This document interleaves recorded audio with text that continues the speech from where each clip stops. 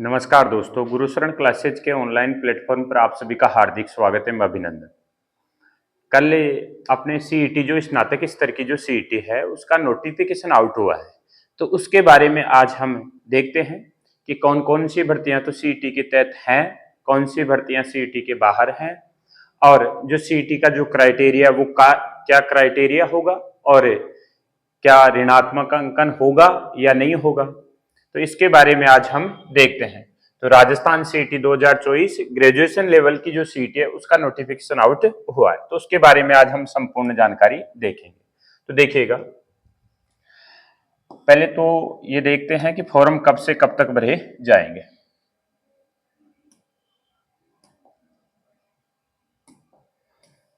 तो देखिएगा फॉर्म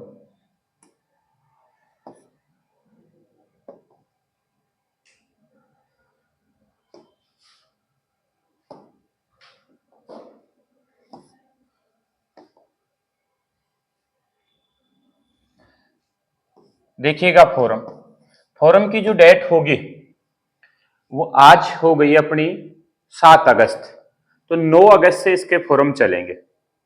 9 अगस्त से 9 अगस्त से लेकर के 9 अगस्त 2024 से लेकर के 7 सितंबर 2024 तक ग्रेजुएशन जो लेवल की जो सीईटी है उसके फॉर्म चलेंगे। कौन फॉर्म भर सकता है? जिसकी 1 जनवरी 2025 को 18 वर्ष की आयु पूर्ण कर चुका हो, 18 वर्ष की आयु पूर्ण कर चुका हो, वो फॉर्म फिल कर पाएगा। इसके अलावा योग्यता की बात करें तो योग्यता होगी स्नातक या स्नातक के समकक्ष का मतलब अगर वो अपीयर है, यानी अब की बार भी अगर स्नातक की परीक्षा में बैठेगा तो वो भी इस भर्ती के लिए एलिजिबल होगा, वो भी इसका फॉर्म लगा पाएगा। तो सीईटी जो 2024 है जिसके फॉर्म चलेंगे 9 अगस्त 2024 से 7 सितंबर तक, और 18 वर्ष की आयु पूर्ण कर चुका हो वो ये फॉर्म फिल करेगा। और 18 वर्ष कब तक हो जानी चाहिए? जिसके अभी भी अगर 18 नहीं हुए लेकिन आयु की गणना 1 जनवरी 2025 को आधार मान करके की जाएगी, तो 1 जनवरी 2025 को जिसके 18 वर्ष आयु हो रही है वह भी इस फॉर्म को फिल कर पाएगा। और स्नातक स्तर की सीईटी है तो या तो स्नातक ग्रेजुएशन होना चाहिए या वो समकक्ष होना चाहिए, यानी अगर अपीयर भी है अब की बार भी अगर लास्ट ईयर में है तो वो भी फॉर्म लगा पाएगा। तो और देखते हैं हम, देखिएगा सिलेबस के बारे में देखते हैं कि इसमें कौन कौन सी भर्तियां हैं, क्या सिलेबस है इसका।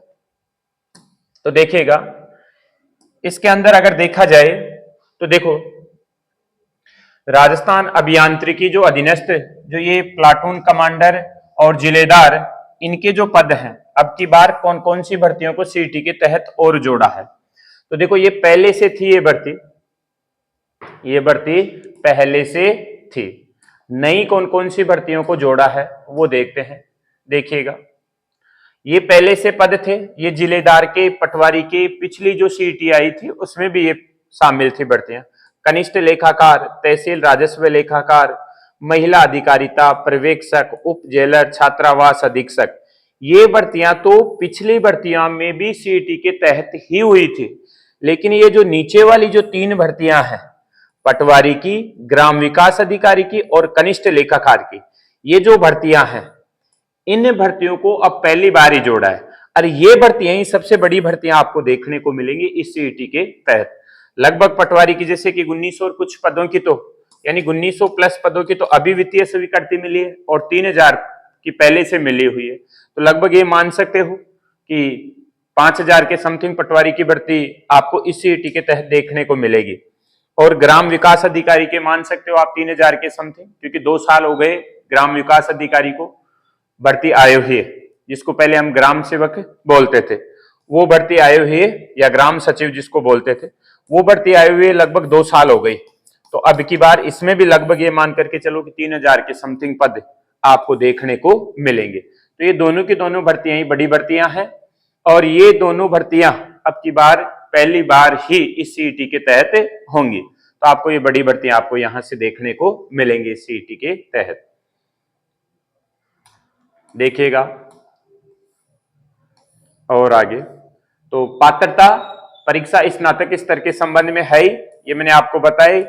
हम और इसके सिलेबस के बारे में और देखते हैं। ये तो आप OTR ई मित्र के माध्यम से, ईमेल के माध्यम से फॉर्म फिल कर ही पाओगे। ये हमने अभी देखा ही कि 11 विभाग के नाम है, 11 विभागों की जो परीक्षाएं होंगी, जो स्नातक स्तरीय परीक्षाएं वो सीईटी के तहत होंगी। वो सभी भर्तियां सीईटी के तहत होंगी, वो सभी भर्तियां सारी की सारी सीईटी के तहत होंगे। आगे देखते हैं, देखिएगा।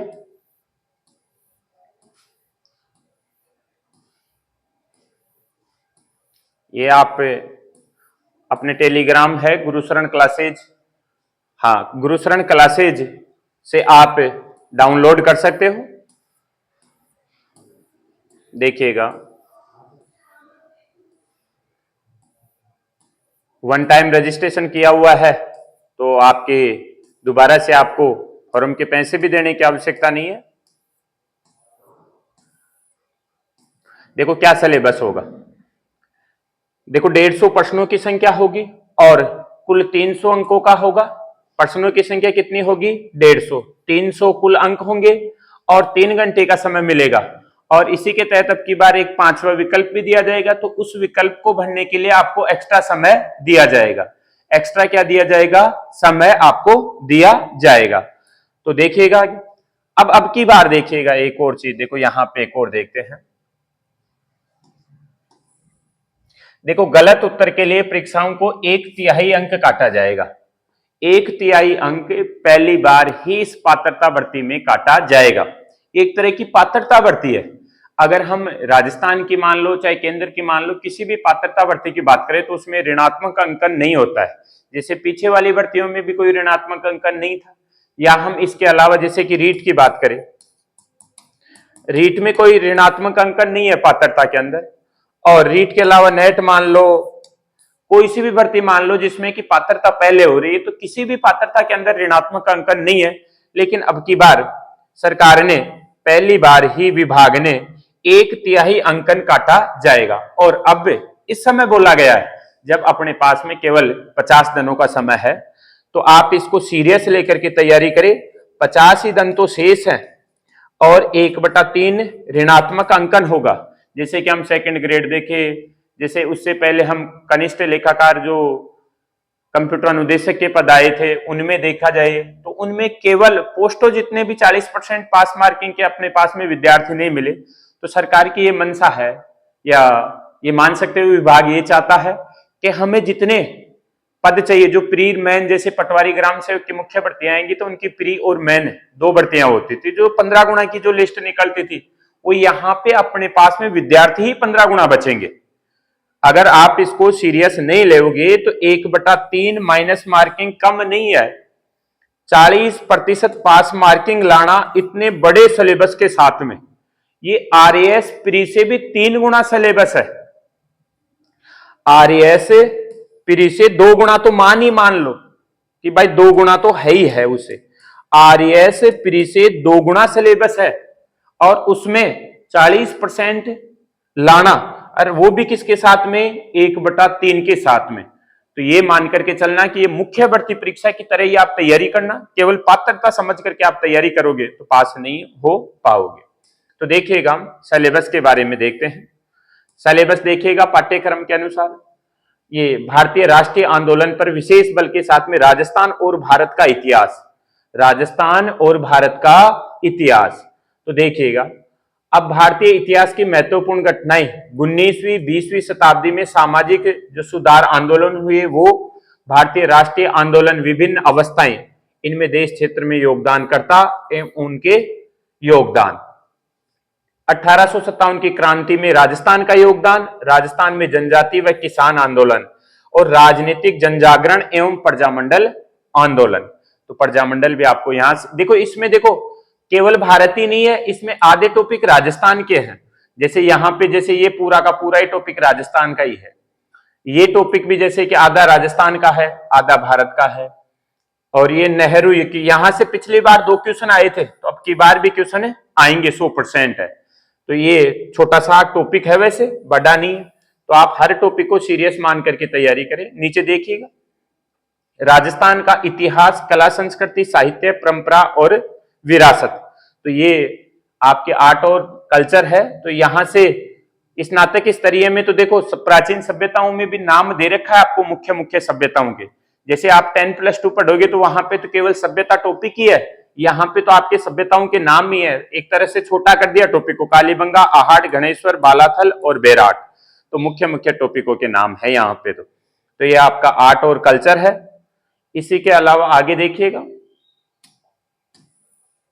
भारत का भूगोल, भौतिक स्वरूप, पर्वत, पठार, मरुस्थल, मैदान, जलवायु, प्रमुख नदियां, तो ये भारत का भूगोल आपको पूरा पढ़ना है। अब राजस्थान का भूगोल देखो, भूगर्भिक संरचना एवं भू आकृतिक प्रदेश।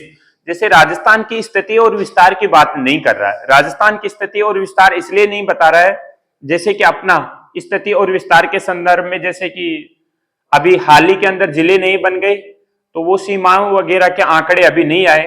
तो ये मान करके चलो कि यहां से अगर ये टॉपिक स्पष्ट नहीं करवा रहा है, तो ये मान करके चलना कि क्वेश्चन भी कम ही आएंगे वहां से। तो आप चाहो तो आप नया जो जीके है, एक तरह से आप उसको अभी, क्योंकि 40-45 दिन के बाद में तो आपके एग्जाम है ही, तो आप चाहो तो नई जीके को इग्नोर कर सकते हो।